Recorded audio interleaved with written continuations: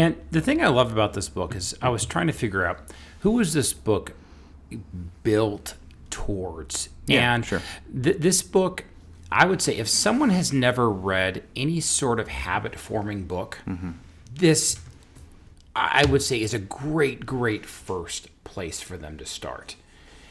And because he's like, hey, what are habits? Because we've all tried to change something and we've all tried to fail. This is an amazing book of like, hey, this is how we start to change habits, and this is what it looks like biblically. Yeah, I would say, yeah, it depends on what your goal is. So I would say this book was okay.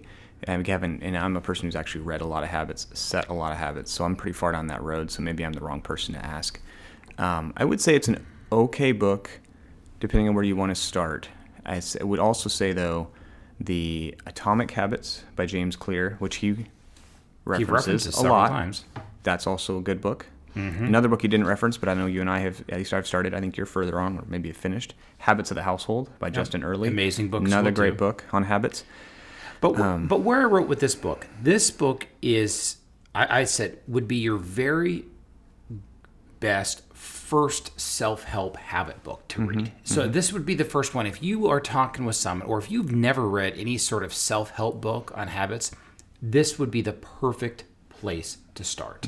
If you jump into some of those other habit books, it might go way over your head because they're tough. Now, if I'm talking to a CEO who has read several books, I probably would not start with this book. Right. Yeah. No, and I appreciate that he was able to actually take a lot of the habit thinking, but then really overlay the importance of faith and Christian identity to that, because it's like anything, science is reflective of who God made us to be. So there's certainly some aspects of that we can learn from, which he does, but he, ties it back to the most important truths of faith, which is good.